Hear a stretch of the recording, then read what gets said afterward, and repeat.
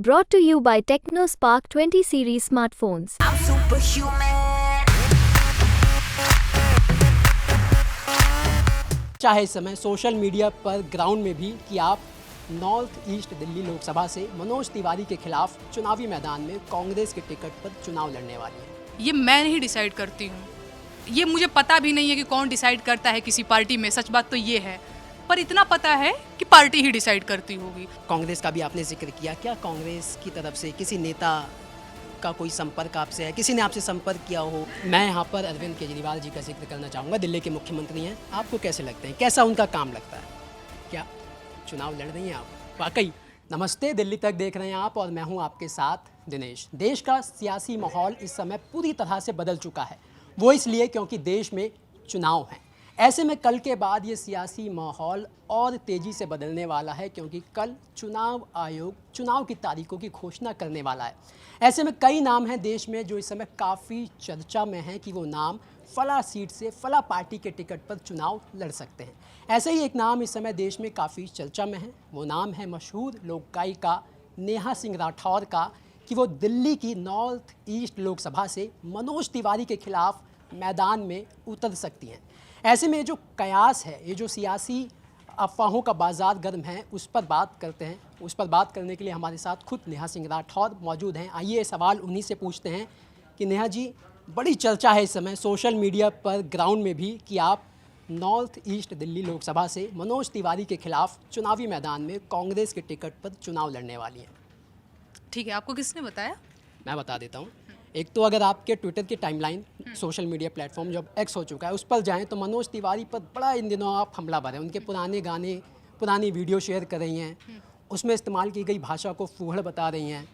और ऐसे चुनावी मौसम में अगर आप किसी नेता पर पर्सनली ऐसे अटैक करेंगी तो कहीं ना कहीं उसके मतलब निकाले जाएंगे। दूसरा, दिल्ली कांग्रेस में हमारे सूत्र हैं, उन्होंने भी अभी इस बात से इनकार नहीं किया है कि आपका नाम रेस में नहीं है।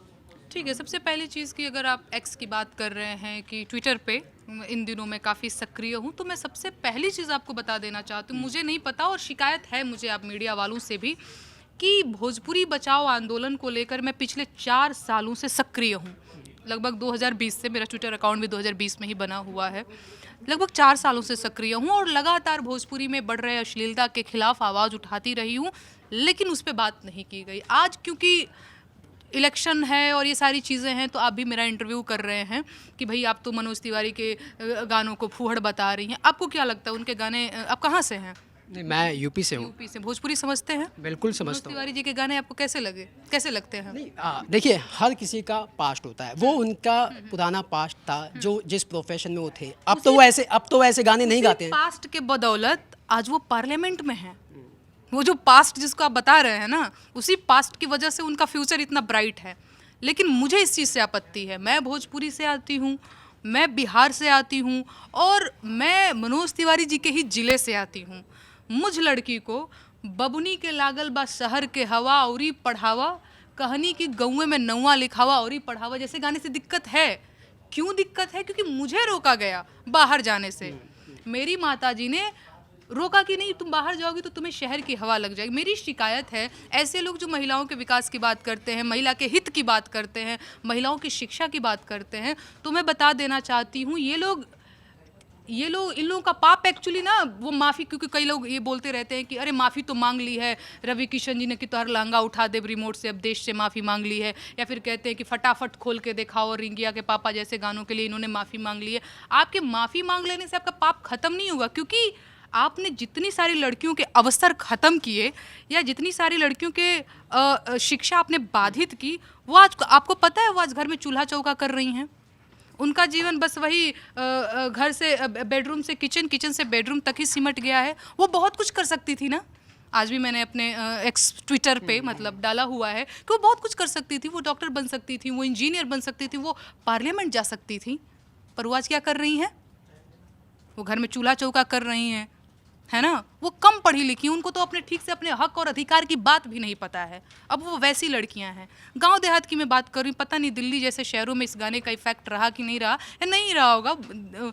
यूपी बिहार में, क्योंकि भोजपुरी समझी जाती है और ख़ास तौर पे मेरी माताजी बड़ा इन्फ्लुएंस थी इस गाने से। और ऐसी बात होती ना हमारे घर में कि इनकी बेटी जब पढ़ने जा रही, अरे ना ना, कोई चाची आ जाती, कोई रिश्तेदार आ जाते कान भरने मम्मियों के, अरे ना ना, शहर का हवा लग जाए लड़की के। अरे मनोज तिवारी जी तो कहते ही हैं कि बबुनी के लागल बा शहर के हवा, अरे गांव में ही कहीं एडमिशन करा दो, प्राथमिक विद्यालय में पढ़ती रहेगी, ब्याह शादी हो जाएगा। तो ये नेता लोग तो ऐसे होते हैं, अपने बच्चों को जो है विदेशों में पढ़ाते हैं और दूसरे के बच्चों के लिए इनका ये ओपिनियन है। इन लोगों के गाने आप देख लीजिए, अगर बिना महिलाओं को अपमानित किए इनका एक गाना नहीं चल सकता। आप मुझे बताइए, एक महिला होने के नाते लगाई नहीं चोलिया के हुक राजा जी, इस गाने से मुझे दिक्कत होनी चाहिए कि नहीं होनी चाहिए? पता नहीं और लड़कियां डांस करती होंगी, मैं उन लड़कियों में से नहीं हूँ। गोदी में लेके जनी खोदी ये जीजा जी, इस गाने को नेहा सिंह राठौर तो बिल्कुल नहीं बर्दाश्त करने वाली है। तो देखिए, इसी को लेकर तो चर्चा है ना कि आपकी भोजपुरी के खिलाफ, माफ़ कीजिए, हाँ, भोजपुरी में जो भाषा का इस्तेमाल किया जाता है, जिसकी आप जिक्र कर रही हैं, जिसकी आप बात कर रही हैं, तो उसके खिलाफ आपकी जो लड़ाई है, और आप इन दिनों अब जो और ज़्यादा आपने अपनी इस लड़ाई को तेज किया है, इसी को लेकर ये चर्चा है कि भाई नेहा सिंह राठौर को जो है टिकट मिलेगा, कांग्रेस पार्टी के टिकट पर चुनाव लड़ेंगी, मनोज तिवारी के खिलाफ मैदान में उतरेंगी, क्योंकि ये जो लड़ाई है अब इस सियासी लड़ाई के तौर पर नेहा सिंह राठौर अब इस लड़ाई को, अपनी भोजपुरी लड़ाई को आगे बढ़ाएंगी। देखिए, सबसे पहली बात कि मैं चुनाव लड़ूंगी या नहीं लड़ूंगी ये मैं नहीं डिसाइड करती हूँ। ये मुझे पता भी नहीं है कि कौन डिसाइड करता है किसी पार्टी में, सच बात तो ये है। पर इतना पता है कि पार्टी ही डिसाइड करती होगी। तो ये मुझे नहीं पता, अगर पार्टी मेरे को इस योग्य समझती है, कांग्रेस की अगर मैं बात करूँ, तो मैं ज़रूर इस पर विचार करूँगी। मैंने कभी दूरी नहीं बरती है कि नहीं मैं बहुत दूर नहीं, विचार किया जा सकता है कि क्या है, कैसे होगा, मुझे बहुत आइडिया नहीं है, पर हाँ, उस पर विचार किया जा सकता है। दूसरी बात आपने कही कि चुनाव आया है तो आप हाइपर एक्टिव हो गई हैं सारी चीज़ें।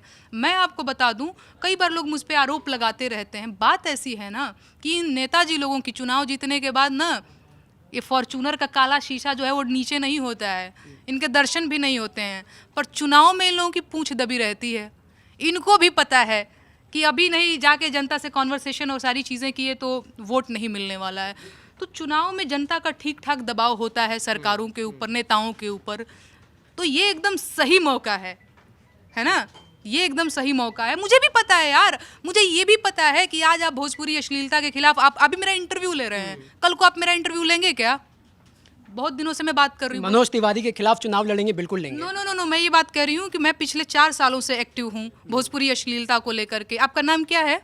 दिनेश जी। आपने तो मेरा कभी इंटरव्यू नहीं लिया। बिल्कुल, आप यहाँ पे मंच पे आई थी, तब नहीं, भी बात हुई है आपसे? नहीं बात की भाई, अभी आप लोगों को भी पड़ी है कि हाँ चलो ठीक है, चर्चा मैं समझती हूँ, उस चीज़ में समझती हूँ। पर हाँ, मेरी शिकायत है भाई कि क्यों अभी आप लोग भी तो बहुत एक्टिव हो गए हैं चुनाव के टाइम में। क्या आप लोग नहीं, बहुत आप लोगों की कवरेज बहुत यहाँ वहाँ 24 घंटा यहाँ पे काम हो रहा होता है, आप भी तो काम कर रहे हैं ना। ये बताइए, आपने कहा कि कौन टिकट देता है आपको, जो है ये बात नहीं पता, तो क्या कांग्रेस का भी आपने जिक्र किया, क्या कांग्रेस की तरफ से किसी नेता का कोई संपर्क आपसे है? किसी ने आपसे संपर्क किया हो, या कांग्रेस के नेता के किसी कोई आपके लिए ऑफर हो, कोई ऐसी बात आप हमसे शेयर करना चाहें, बताना चाहें? 2-4 मुझे कॉल्स आई जिसमें यही बातचीत हुई कि आप चुनाव लड़ रही हैं क्या, आप इंटरेस्टेड हैं क्या, इस तरीके से ही बातचीत हुई है। बाकी मीडिया में तो खूब खबरें चल रही हैं, मैं और मेरे पति हिमांशु हैं, तो हम दोनों खूब हंसते भी हैं कि अच्छा ये कब हुआ। तो अच्छा लग रहा है हमें भी, आप लोग जो है खबरें चलाते रहिए, चर्चा में बने रहना अच्छा ही लगता है। अगर चुनाव लड़ने का ऑफर आपको मिले किसी भी पार्टी की तरफ से, तो कहाँ से चुनाव लड़ना पसंद करेंगी और किसके खिलाफ?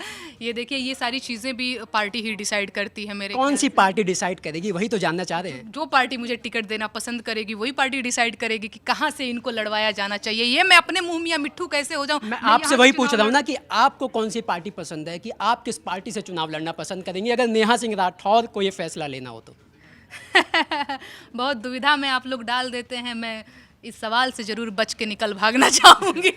चलिए, मैं यहाँ पर अरविंद केजरीवाल जी का जिक्र करना चाहूँगा। दिल्ली के मुख्यमंत्री हैं, आपको कैसे लगते हैं, कैसा उनका काम लगता है?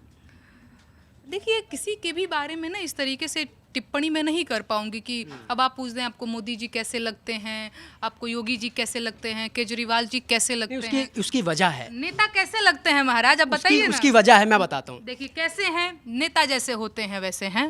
मोदी जी कैसे हैं, नेता जैसे होते हैं वैसे हैं। अब नेता कैसे होते हैं ये आपको भी पता है, तो वैसे ही हैं जैसे नेता होते हैं। उसकी दो वजह हैं, एक तो आप में यानी आम आदमी पार्टी में और नेहा सिंह राठौर में एक चीज़ कॉमन है, दोनों मनोज तिवारी के खिलाफ बड़े धुर विरोधी हैं। मैं आपको बताता हूँ, जैसे आम आदमी पार्टी कहीं जीतती है तो मनोज तिवारी का गाना बजा के नाचती है, और आप भी उनकी मनोज तिवारी की जो गायकी है या गायकी का जो चयन है, भाषा है, उसको लेकर बड़ी विरोध उसका करते हैं, पहली चीज़।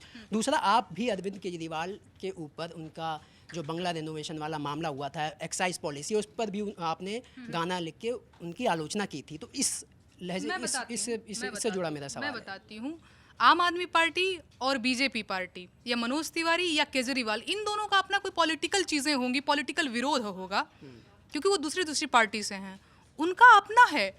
मेरा मनोज तिवारी जी से सवाल बस यही है कि जिन लड़कियों का, पूर्वांचल की जिन महिलाओं का आपने शिक्षा और अवसर खाए, उसकी भरपाई आप कर पाएंगे? भोजपुरी में आपने इतने फूहड़ और अश्लील गीत गाए और विश्व भर में, दुनिया भर में भोजपुरी की एक खराब छवि को जो आप लोगों ने रिप्रेजेंट किया, इसकी जिम्मेदारी कौन लेगा? मेरा सवाल मनोज तिवारी जी से इस चीज़ को लेकर के, आम आदमी पार्टी मनोज तिवारी से क्या सवाल करती है वो मेरा फील्ड ही नहीं है ना। ना मैं आम आदमी पार्टी की प्रवक्ता हूँ, ना मैं केजरीवाल की तरफ से मैं कुछ बोल रही हूँ। रही बात केजरीवाल जी की, तो आपको पता है कोई भी रूलिंग पार्टी है, दिल्ली में अगर केजरीवाल जी हैं तो आज भी मैं कहती हूँ बतौर लोक गायिका, सवाल तो केजरीवाल जी से ही होगा। केंद्र में अगर मोदी जी हैं तो सवाल मैं राहुल गांधी जी से कैसे कर लूंगी महाराज।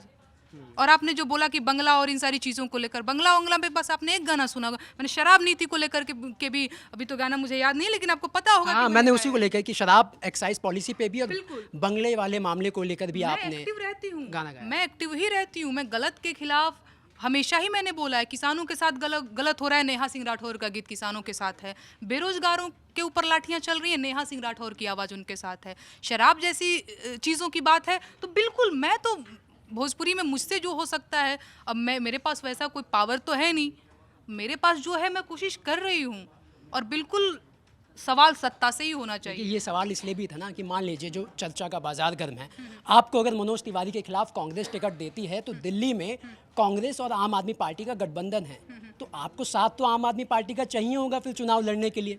अब देखिए वही बात हुई कि बबुआ भइल ना सोहर गवाए लागल, तो बबुआ हो जाने दीजिए, तब उस पर बात भी कर लिया जाएगा। तब आपका क्या टेक रहेगा? तब मेरा क्या टेक रहेगा वो उसी टाइम में आपसे बातचीत कर पाऊंगी। अभी मेरा कोई गायिका से आप भी नेता हो गई हैं, नेताओं वाले अपने जवाब। मन से आप कुछ भी कह लें तो। चलिए, मेरा आखिरी सवाल है, अभी सभी राजनीतिक पार्टियों का इस बार के चुनाव में महिलाओं पर बड़ा स्टेक है। कोई 1 लाख रुपए देने की बात कर रहा है, कोई 1,000 रुपये देकर महिलाओं को लुभाने की बात कर रहा है। एज अ महिला आपका इस पर क्या टेक है? जो ये 1 लाख रुपये या 1,000 रुपये देकर महिला सशक्तिकरण की जो बात या जो नई डेफिनेशन गढ़ दी गई है, उस पर क्या टेक है? भाई, महिलाओं से ना उनकी शिक्षा और रोज़गार की बात करिए, इसके बाद मुझे लगता है कि आप उनका वोट पा सकते हैं। महिलाएं भी जो हैं वो महिलाओं को बेवकूफ़ समझ रखा है क्या कि अठन्नी चवन्नी और रेवड़ी दे करके आप, ये सारी चीज़ें बहुत गलत चीज़ें हैं। बाकी इसके बारे में मैं और गहरा अध्ययन करूँगी तो मैं इसका जवाब दे पाऊँगी। अच्छा, आखिरी सवाल, क्या चुनाव लड़ रही हैं आप वाकई? विचार जरूर मैं करूँगी अगर कोई पार्टी मुझे इस योग्य समझती है तो। चलिए, तो जो चर्चा है वो यूं ही नहीं है। अभी नेहा सिंह राठौर ने हालांकि इसका खंडन कर दिया है, पर अफवाहों का बाजार गर्म है, तो इस पर जो भी अपडेट होगा आपको लगातार दिल्ली तक पर हम बताते रहेंगे। धन्यवाद।